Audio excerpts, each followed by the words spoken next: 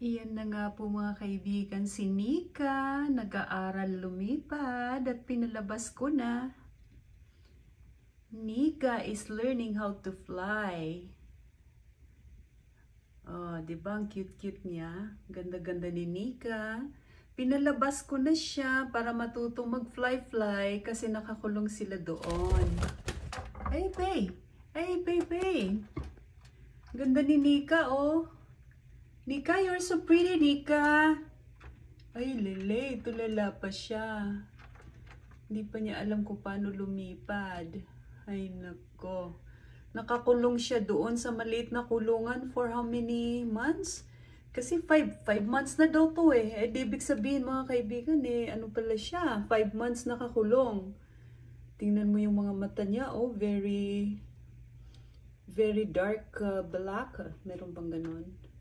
Black na black. Hi, Nika. Say hi to your followers, Nika. Nika. Say hi to your followers, Nika. Ay, lele. Ay, lele. Ay, yung mga mata niya, oh. Napakatitingkad nung mga mata. Yes, it's you. We're talking about you. Ay, Nika. Nika. Oh, mag-aral ka lumipad ha, bago ko gupitan yung ano mo, pakpak mo. Kasi tatanggalin natin yung ano, panglipad na yan. Oo, tanggalin natin. Ang liit-liit po ni Nika mga kaibigan. Malaki lang siya tingnan pero sa video lang yan. Ay. Ay, bakit itim yung mga kuko mo? Ha? Bakit itim? Di naman itim yung kay ano, mga kaibigan mo. Ay, nako si Nika. Day, $25? Mantakin mo yan?